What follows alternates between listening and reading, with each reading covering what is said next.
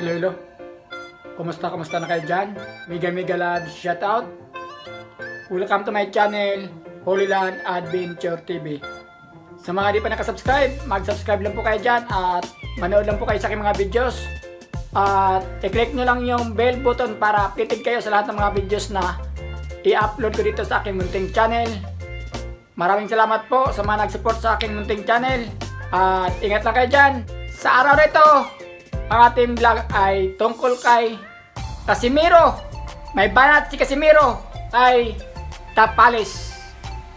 Ang sabi ni Casimiro, parang ayaw mo manalo kay Naoya Inoue. Kulang sa suntok, ipapakita ko sa inyo ang video. Let's go! Alright. Okay.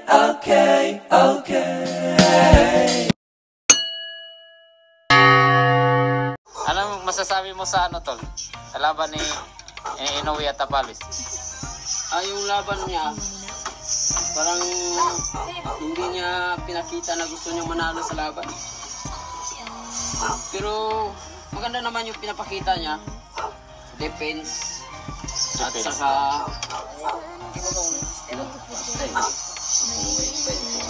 natakot kasi siya. Natakot siya sa muntok, no? defense lang yung ano niya. Yung pinakita niya, wala siyang pinakita nga gustong manalo. Pero alam niya yung sa first round pa lang, alam niya na mahirapan talaga siya kasi si Naoya pag tapos ng suntok, atras agad. Tapos sobrang lakas talaga, may lakas talaga siya.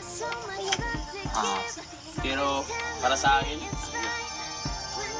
lahat ng malakas tinatawag ko.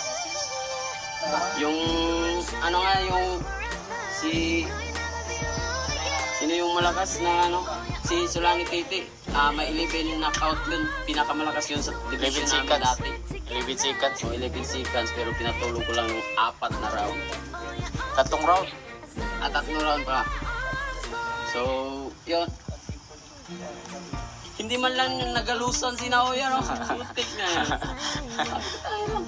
Di kasi yung ano ni Tapalis kasi defense, kaya hindi na siya sumusuntok kasi defense na lang yung ano niya. Defense yung nasa utak siguro.